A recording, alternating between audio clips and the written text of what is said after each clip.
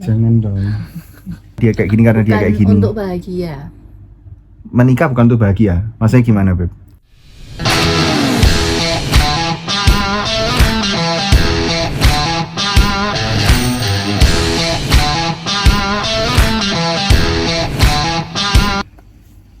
Nih, kita lagi menikmati pemandangan view, guys. View apa ini, Bojoku? Gunung apa ini, sayang? Enggak tahu ya. Gunung apa ini? Ini kita di mana sih, sayang? Kita di Bobok Kabin. Bobok Kabin. Bobok Kabin ini banyak tempatnya ya. Tapi kita di mana ini sekarang? Di Yang Malang. Malang Coban ya. Rondo Malang. Coban Rondo, Kabupaten Malang gitu ya. Ini hawanya enak banget sih kalau pagi. Tapi kemarin malam bener-bener dingin banget sih. Hampir berapa kemarin? 18 derajat 18 ya. derajat. 18 derajat dan angin, guys. Jadi kanan kiri karena nggak punya gedung, jadi ya kaki istri saya sampai apa namanya Biru. biru gitu ya. Beb, ini loh Beb, aku mau cerita nih. Kita kan apa namanya udah kenal berapa tahun kan, kita anniversary kan kemarin ya. Itu anniversary pernikahan. Ya, pernikahan berapa tahun? Kita menikah 4 tahun. 4 tahun dari 2020 Desember. 2020 Desember ya. Berarti bener-bener 4 tahun tepat ya kemarin ya. 4 tahun tepat. Kita by the way ya guys, itu nanti aku tunjukin ya. Kita juga di Bobok Kabinnya tema apa namanya? Kamarnya nomor 4 gitu ya. Oh iya ya. Kamarnya nomor 4 Sadar. itu officially 4 tahun gitu ya. Keren-keren ya. Nah, Beb, apa namanya, kita kalau kenal udah berapa lama? Dari 2015. 2015. 9 tahun. 9 tahun lumayan ya. Lumayan 9 tahun enggak kerasa ya. Tapi masih awet muda kan istri saya ya. Tapi memang masih muda. Masih muda, kita before 30 guys. Memang kita kenalnya itu waktu itu aku umur 19, Vivi umur 18 ya. Kita ketemunya di mana Beb waktu itu? Cewek. Di CW ya, di Mall Ciputra World. Waktu itu kita ada pameran sebuah expo gitu ya, expo. Nah sekarang luar biasanya kantorku juga di CW guys. Ya jadi mengawali di CW, kita akhirnya juga buka kantor Dilkam Property juga di CW ya Beb ya. Nah gimana Beb setelah mengenal 4 tahun aku di sama aku menikah, gimana Beb 4 tahun Beb? Gak apa-apa, kamera nggak usah fake Beb, real aja. Ya, apa maksudnya?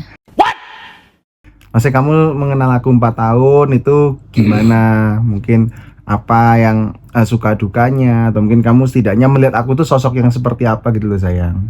Oh, ya Rio itu orangnya baik sih, baik. Terus ya cinta keluarga juga. Ya, amin. Terus memang agak keras kepala sih orangnya. Keras kepala, susah dibilangin. Tapi Iya. kalau kadang ada sapa gitu baru percaya, oh ya gitu. Jadi harus dengar omongan orang ya. Omongan orang. Tapi memang omongan orang yang terpercaya sih. Oke. Bukan omongan orang yang nggak jelas gitu. Oke. Tuh, dan ya mau dibentuk lah orangnya. Mau dibentuk. Mau dibentuk setiap hari bersama dengan Tuhan. Wece. Ya. Tapi kamu ini nggak apa namanya melihat aku dalam waktu kita pacaran 19 tahun, aku umur 19 maksudnya. Sampai sekarang aku banyak perubahan nggak sayang?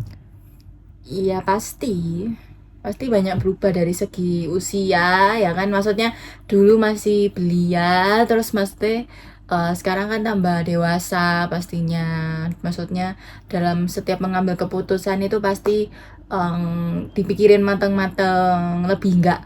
Kalau anak muda kan biasanya kan gegabah gitu kan, kalau sekarang tuh lebih kayak wise lah, lebih wise pastinya, Lebih berhikmat ya. lebih berhikmat. Terus juga mungkin apa ya? Ya itu aja sih. Kalau misalnya dari romantis dan lain sebagainya mungkin masih sama kok. Masih romantis ya? Lumayan. Lumayan. Kalau pas berdua romantis ya. Iya. Kalau pas sama anak atau sama kerja memang aku fokusnya kadang kerja sama anak. Ya makanya kalau liburan sama istri itu kita memang selalu kita sempatkan ya sayang ya. Setahun tuh harus sekali kita honeymoon meskipun short escape 2 hari sekali kita harus sempatkan. Karena kalau enggak kita 2 nanti hari 1 malam. sorry ya 2 hari 1 malam supaya kita tetap berbunga-bunga gitu. Tetap harus ada waktu ngobrol berdua. Iya, menurutmu jadi kalau buat pasangan-pasangan kita memang masih baru sih 4 tahun ya, anak juga masih setahun setengahan ya kan. Nah, tapi buat pasangan-pasangan yang sekarang juga baru punya anak gitu kan kadang terlalu repot sama anak atau sayang. Nah, itu pesanmu ya apa sayang supaya mereka setidaknya tahu lah bahwa kita itu hidup tetap utama itu pasangan kita gitu loh. Ya, yaitu bahwa kalau misalnya kita menikah itu kita tuh punya prioritas, guys. Jadi kalau misalnya kita menikah itu prioritas utama kita itu adalah suami dan istri kita. Itu utama ya. Utama. Jadi Setelah Tuhan, setelah Tuhan pastinya Tuhan, setelah itu suami dan istri. bukan anak ya. Bukan anak, bukan mertua, bukan orang tua, bukan kakak dan lain sebagainya, tapi suami dan istri. Priority utama Priority dulu. utama dulu. Bukan nggak Jadi, ngurusi orang tua loh ya. bukan nggak ngurusi orang tua, tapi dalam arti kita itu sudah keluarga sendiri gitu ya. Ya kita harus take care keluarga kecil kita dulu, Ya. baru kita urus keluarga yang setelahnya gitu loh Jadi ya. keluarga di lingkaran yang lebih besar. Lingkaran yang lebih gitu. besar, betul setuju. Ya, jadi terus after itu misalnya kita sudah punya anak juga, tetap prioritas utama kita itu adalah suami dan istri. Jadi jangan sampai kadang itu istri itu lebih sayang sama anaknya. Ya sebenarnya nggak apa-apa sih sayang anak, cuma tetap prioritas utamanya itu suami dan istri. Juga suami juga harus tetap sayang sama istrinya, karena gimana-gimana kan juga istri itu kan mempertaruhkan nyawa buat anaknya gitu. Ya. Jadi harus lebih sayang istrinya dulu baru anaknya. Baru anaknya. Soalnya kadang kebalikan orang-orang malah sayang anaknya gitu ya, karena kan kayak ini buah hatiku gitu ya. Tapi sebenarnya guys ya, ini by the way, kita kalau orang tua kan kita nggak bisa milih kita lahir tuh sama siapa, ya dilahirkan oleh siapa. Dan juga kita waktu punya anak juga kita nggak bisa milih anak kita kayak gimana. Ya intinya ya lahir tuh ya anak kita sayangi. Tapi kalau pasangan hidup itu kita yang milih loh guys.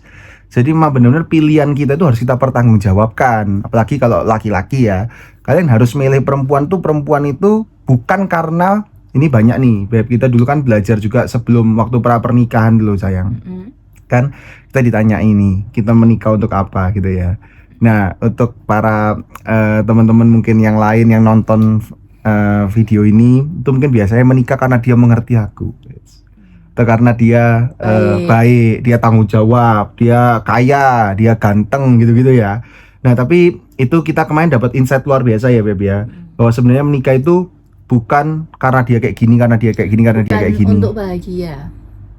Menikah bukan untuk bahagia. Maksudnya gimana Beb? Ya maksudnya menikah itu bukan untuk kita itu dapat bahagia gitu. Oke. Tapi maksudnya kita itu menikah itu untuk membahagiakan. Oke, jadi kita itu fokusnya bukan ke diri kita, tapi fokusnya ke pasangan kita gitu ya. Ya, Bukan jadi- berarti waktu kita membahagiakan orang lain kita nggak bahagia loh, bukan. Bukan berarti kita harus terus berkorban, bukan. Karena aku percaya kalau kita itu pakai hati membahagiakan orang lain, kita yang mulai dulu membahagiakan pasangan kita, otomatis pasangan kita juga akan menimbal balik ke kita. Betul. Betul ya, sayang ya. Ya tapi semua itu harus atas dasar kepekaan sih. Kepekaan, jadi ya memang harus disengaja kan. Ya memang harus disengaja. Jadi jangan sampai ada satu pihak itu yang pengen lebih dibahagiakan, dimengerti dan lain sebagainya. Tapi kita as a husband and wife itu harus saling mengasihi gitu loh. Jadi memang nggak boleh egois. Kita itu kalau menikah itu nggak boleh egois. Memang manusia itu kadang egois kayak cowok. Wah aku udah kerja, kamu harusnya ngerti aku ya. Atau ceweknya, istrinya mungkin aku udah ngurus anak, udah ngurus rumah capek gitu. Aku harus ngerti, kamu harus ngerti aku gitu ya.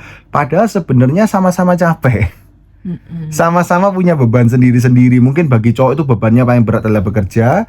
Kalau bagi cewek paling berat adalah ngurus anak. Ya mungkin ada juga yang ngurus anak sambil kerja juga kan. Ya itu hebat ya. Jadi mungkin ya paham banget sih sama, maksudnya wanita yang sudah punya anak itu pasti capek banget kalau misalnya nggak ada support dari suami sih. Jadi Juga suami pun juga suami juga kalau nggak ada support dari istri juga ya pasti jarang stres. pulang rumah.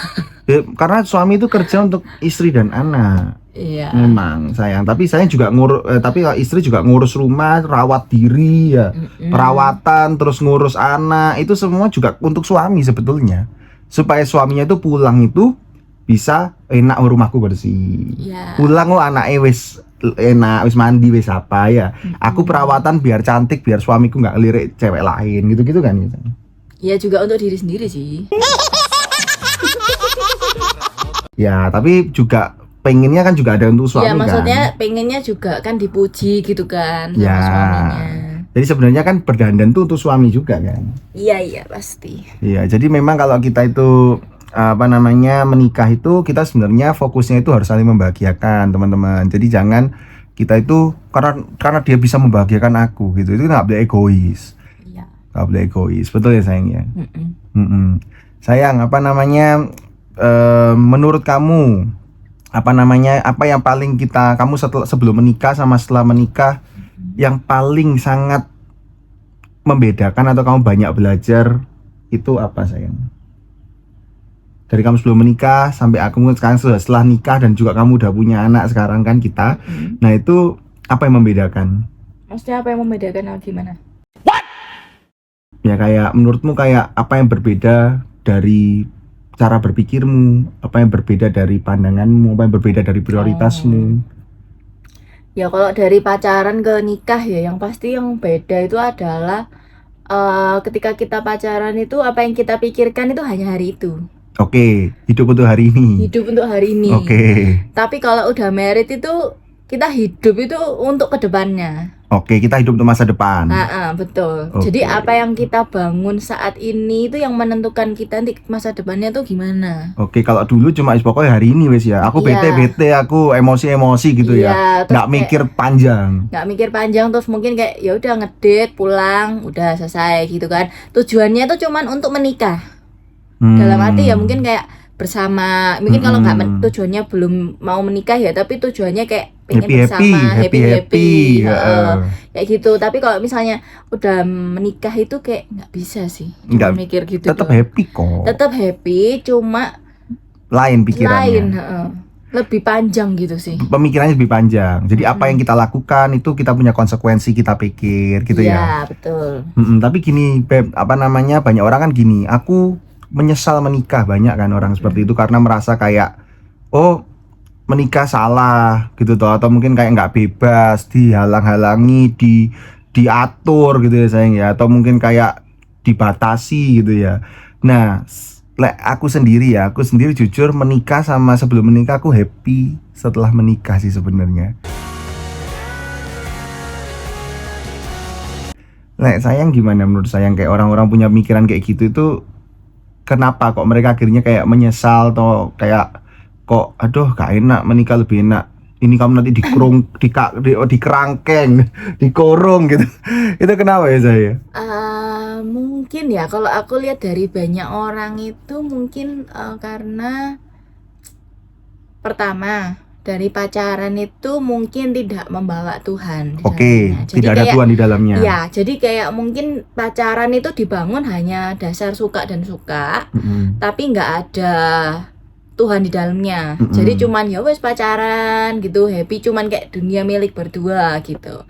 Tapi kalau misalnya udah susah, terus maksudnya udah terlanjur menikah gitu ya, udah susah baru nanti cari Tuhan kayak atau ini bener nggak sih jodohku atau lain sebagainya. Padahal sebenarnya menurut saya itu kalau orang udah married itu ya udah itu memang jodohmu gitu kan.